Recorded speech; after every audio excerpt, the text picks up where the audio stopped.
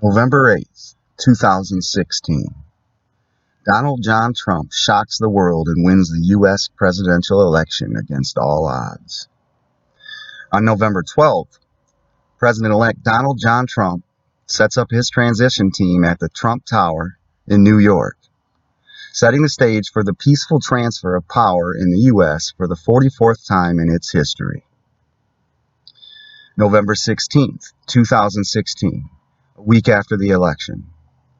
President Obama traveled to Berlin for the meeting with European leaders of the Quint, German Chancellor Angela Merkel, French President Hollande, British Prime Minister Theresa May, Italian Prime Minister Matteo Renzi, and Spanish Prime Minister Mariano Rajoy.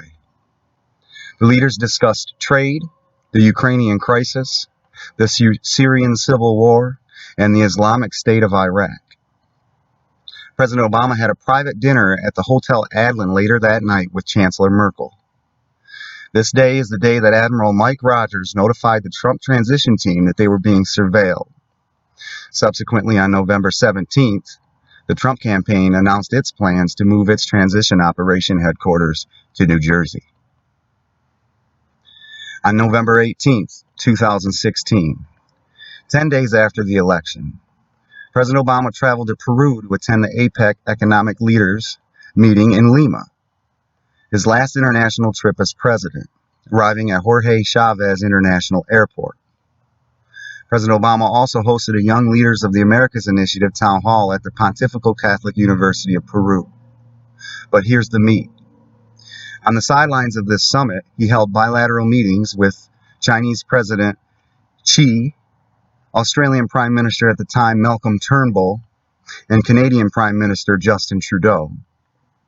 Notice this particularly motley crew he's meeting with here, all playing a huge role in the 2016 election and the events that would unfold in the months and years to come, and still to come. January 6th, 2017. The Obama family hosted their final star-studded soiree at the White House, just weeks before Donald Trump is to be sworn in as the 45th President of the United States. Their farewell bash alone featured bold-faced names, including Meryl Streep, Dave Letterman, Tom Hanks, Chrissy Teigen, John Legend, Bruce Springsteen, Beyonce, Usher, Stevie Wonder, Oprah Winfrey, and more. Folks, I'm going to reread you these names, and I want you to think about the things they've done and said since DJT was inaugurated.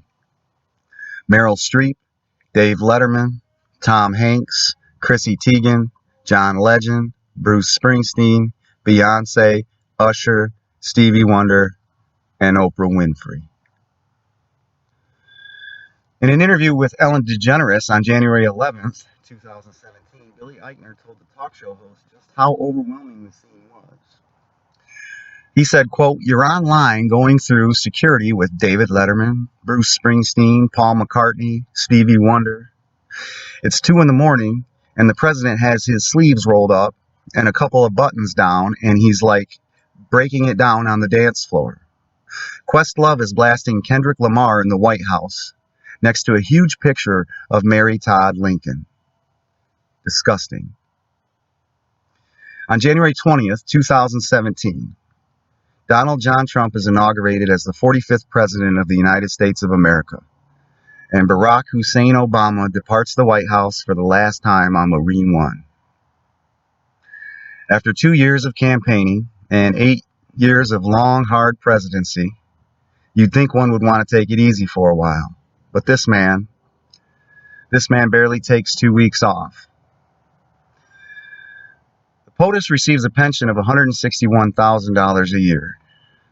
Granted, that's not enough to fulfill a type of lifestyle that these people have become so accustomed to, but it's enough to be able to take a year or so off after leaving office. Let's not forget that this pension plan also provides money to maintain a staff and a facility or an office for 4.5 years upon leaving office. I understand that George Washington went on to become the country's largest whiskey distiller after office, and Taft became Supreme Court justice and served for 12 years, but these were different times when there wasn't much for a pension, and presidents were given a handshake and a pat on the back when they left. They had to continue to work. More recently, we see Jimmy Carter, the Bushes, and Bill Clinton establishing charities and foundations with really only Jimmy Carter and Bill Clinton putting in any real-time or hands-on work, while Bush Jr. seems to have basically left his disabled vets charity to be ran by staff while he paints portraits. When researching past presidents leaving office or reading past presidential memoirs, one finds that presidents usually go off into the sunset with goals of accruing personal wealth for themselves and their families, which is reasonable, but by usually staying out of hard politics, usually only commenting on endorsements and etc., and not in any real hands-on way. But in most cases, they've merely slipped away, not to be heard from much after leaving, and they've all taken many months off before beginning their new personal ventures. But not Barack Obama. Not only did Barack Obama immediately begin, in fact, he began even before he left office, to globetrot, visiting powerful world leaders for meetings. He also decided to stay in the swamp, buying a place just down the road from his old residence, the White House. Again, very, very odd behavior. About 2 weeks after leaving office, he found some time to vacation with Richard Branson on his island, but it was back to work shortly after this. On April 17th, 2017, Japanese PM Abe visited Trump at Mar-a-Lago, becoming the second high-ranking world leader to visit after Theresa May on January 28, 2017. Interestingly, 3 days earlier, on April 14, 2017, Barack Obama cruises on the 138-meter Rising Sun yacht, where the couple and friends spent the morning off the island of Moorea in the South Pacific. And if you follow this channel, you'll notice the name of that yacht, just as I did, the Rising Sun. Obama and his wife, Michelle, U.S. singer Bruce Springsteen, U.S. actor Tom Hanks, and TV personality Oprah Winfrey spent 2 hours aboard the Rising Sun before leaving for Tahiti. And I found that interesting, as Japan is known as the land of the rising sun. I'm not sure if this was some kind of a signal to someone or what, given that the Japanese PM would meet Trump 3 days later. On May 9th, former U.S. President Barack Obama is seen waving here after speaking at the Global Food and Innovation Summit in Milan, Italy. This comes about 2 weeks before President Trump hits Italy for the G7 summit on May 23rd. Please take a glance at this article from the website popsugar.com. Please take a look at the date of this, May 23rd, 2017. The article reads, "Is anyone having more fun than Barack and Michelle Obama post-presidency?" On Saturday, Michelle was spotted doing some sightseeing in Montalcino, Italy, with a few friends and Secret Service personnel. As Michelle got in some girl time, Barack hit the links and was seen playing a round of golf. The following day, Barack and Michelle met up for another round of sightseeing fun, this time at the 5-star Borgo estate in Tuscany. The adorable couple cuddled up while their friends snapped pictures of them.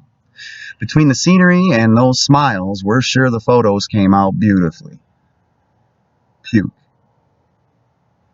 Now listen up here. During their time in Italy, Barack is reportedly set to meet with Matteo Renzi, the former Italian prime minister. Now, Renzi is the guy who was in charge and working with Hussein through Five Eyes to help spy on the Trump team.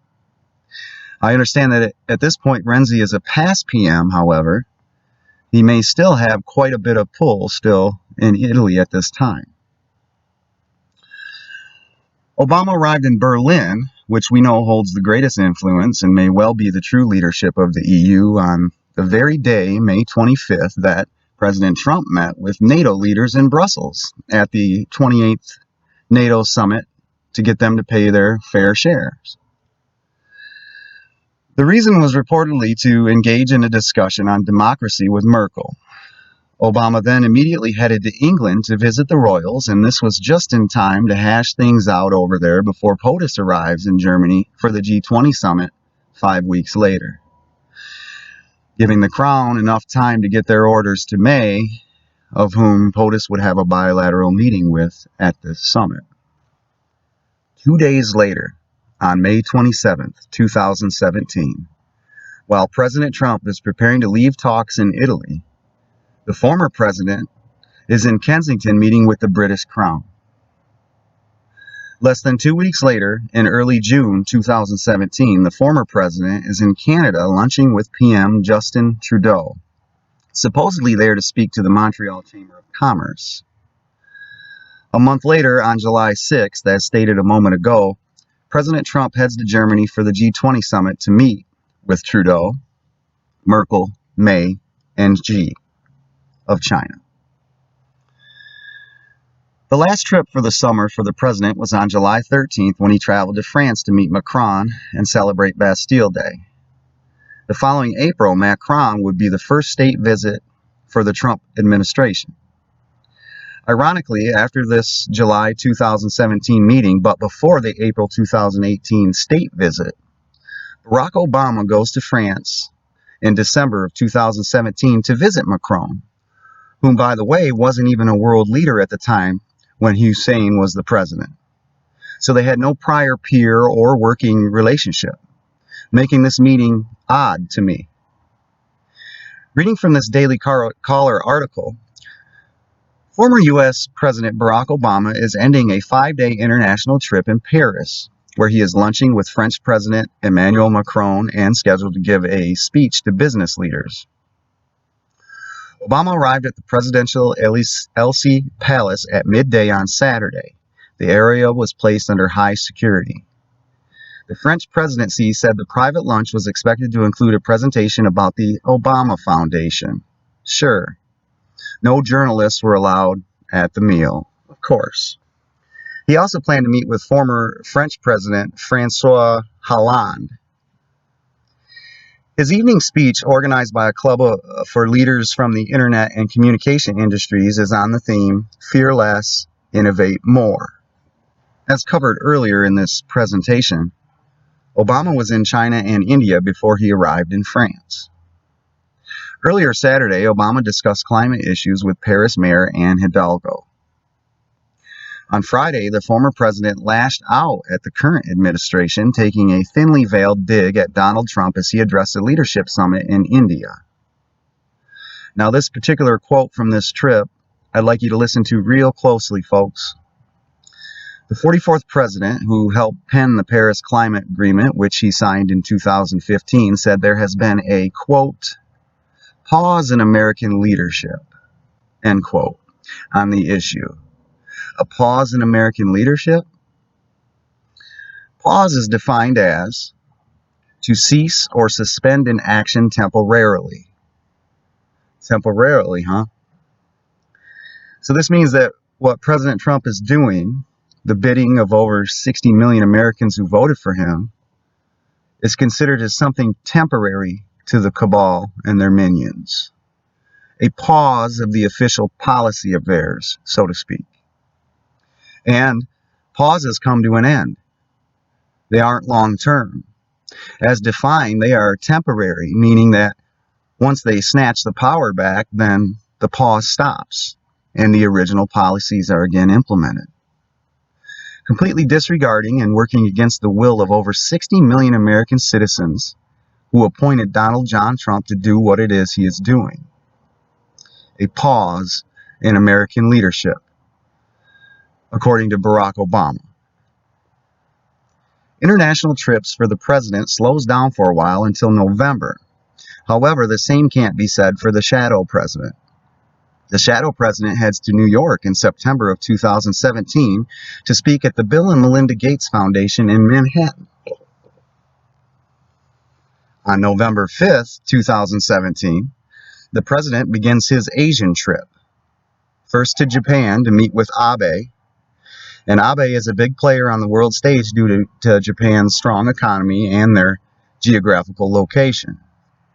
Abe most likely played a large role in cutting the strings of the CIA black site known as North Korea. And the same can be said for South Korea, where the president then went on November 7th, most likely to discuss some of the same things that he did with Abe. On November 8th, the president heads to China to meet with Xi. It is during this trip that President Trump was invited to dine in the Forbidden City, and it is theorized and rumored that he was able to secretly meet here with Kim Jong-un and set up the future peace and disarmament talks that would be held the next year in 2018. On November 10th, 2017, the president leaves Beijing for Vietnam, then the Philippines, then home. Again, coincidentally, 15 days after Trump finishes his Asian trip, former President Barack Obama heads to Beijing to meet with Xi. According to an article by CNN, it claims it is the first time the two have met since Obama left office. Reading from the article. As president, Obama forged a close and cooperative partnership with President Xi on issues ranging from growing the global economy to combating climate change, and he looks forward to catching up with his former counterpart. The visit comes just weeks after President Trump met with the Chinese leader himself during his own trip to Asia. During that trip, the president criticized various Chinese trade policies and protested the out-of-control U.S. trade deficit with China. But he did not blame China for the trade problems, instead saying his predecessors in the White House were at fault. Can you see what's happening here? How could anyone work under these conditions? As the president is attempting to conduct foreign policy, the previous administration and its minions are actively working against it. It's unprecedented, really. One must understand that leaders like Xi, for instance, have teams of scholars who have studied American politics. These teams most likely know more about American civics than 99% of Americans do. Xi knows that whoever is the POTUS is the one who ultimately holds the power. So the shadow president was visiting these world leaders before and after the legitimate president was doing so. He was most likely telling the Xis and the Merkels and the Abes to wait Trump out. Using the controlled MSM as a weapon, he most likely told them that Trump was on his way out through impeachment soon and to follow along with the news reports as proof. Putting yourself in the world leader's shoes, what would you do? It looks as though the cabal was still in control and things seem bleak for Trump if you're watching the news. A reasonable world leader might just decide to wait things out, as the Trump administration seemed to be a disaster that was to be short-lived, again, if you're watching the news. A whole presidency undermined, even negated. But it wasn't just a shadow presidency. It's a full-fledged shadow administration. Take former Secretary of State John Kerry. Here he is, meeting in Paris with the Iranian PM in May of 2018, seemingly still conducting diplomacy as he did as Secretary of State. When asked about this a few months later in September by the New York Post, Kerry said he's sat down with Iranian Foreign Minister Javad Zarif, quote, 3 or 4 times in places including Norway and Munich, in Paris, since leaving office last year. They're bold folks, and it's because they've been getting away with doing this kind of stuff right in front of your face for decades. Well, how about actual holdovers still in government positions after Trump was inaugurated? Take Sally Yates. She didn't waste any time for the resistance. As acting Attorney General, Yates was able to unmask Michael Flynn and his calls with Kislyak. This, of course, was a blockade to slow down any attempt to attack the cabal and to go along with the larger plan of eventual impeachment of President Trump. Later in the year, she refused to enforce the president's ban from terrorist and terrorist-sponsoring states, along with other dirt I'm sure that went on behind the scenes that we have not yet heard of? What about the great, respectful, honorable Lieutenant Colonel Vindman, quid pro quo, whistleblower? How about U.S. Ambassador to Ukraine, Marie Yovanovitch? What about CIA Ukraine expert Eric C? And of course, we can't forget about the IG Atkinson now either, can we? And this is just the ones involved in the Ukraine fiasco. Then we head to the FBI and the Russian collusion delusion and see Comey working for the shadow president too. Then with the Sessions recusal at the DOJ, Rod Rosenstein, another shadow administrator, enters the scene. This is not only remarkable, but it is unprecedented, folks. Everywhere you look, there's another demon, another minion, another snake waiting to deceive the president or set him up, like by wearing a wire, for instance. This is a very dangerous situation for American citizens, and the irony of it all is that tens of millions of these citizens have absolutely no idea that any of this is even occurring. When a previous administration is conducting a dueling presidency that contrasts with the current one, the one that over 60 million Americans voted for, this gets tricky. Hussein is actively working against the will of the American people by conducting this campaign. If you are awake and paying attention, you'll know that the goals that Hussein is trying to achieve are not in the best interests of American citizens, or the citizens of the world for that matter. His goals are the goals of his masters, and those goals have nothing whatsoever to offer the common man. Nothing. Nothing but total submission and enslavement. Hussein was giving all the major world players an out. He first visited them, either before or after the president. He told them that Trump was temporary, and as he said in his speeches as he shadowed Trump, that this was merely a, quote, pause in American leadership. As stated earlier, with the help of nearly every major news network, this fake reality would seem real.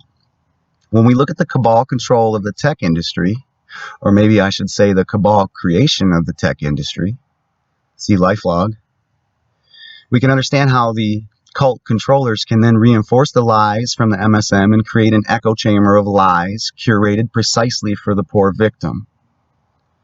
Then, when we see those parties near the end of the Hussein administration, then the boat trips, like on the Rising Sun in April of 2017, with these celebrities and personalities, we can see that this is being choreographed by Obama into every facet of one's reality. The poor victim is bombarded by establishment talking points and deceptions through their politicians, their news, their social media, their movies, sports, and entertainment. If a world leader was listening to Obama on the side while watching all of these other indicators, they would have to think long and hard whether or not to deal with Trump whatsoever. Why would they? If he is to be ousted at any moment, or in the least can't possibly be reelected after the supposed disaster of his first term, basically handcuffing the incoming president, ladies and gentlemen.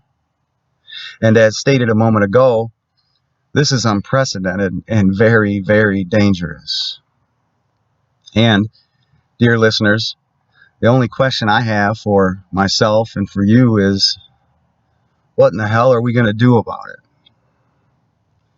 If you enjoyed this presentation, please like, share, and subscribe.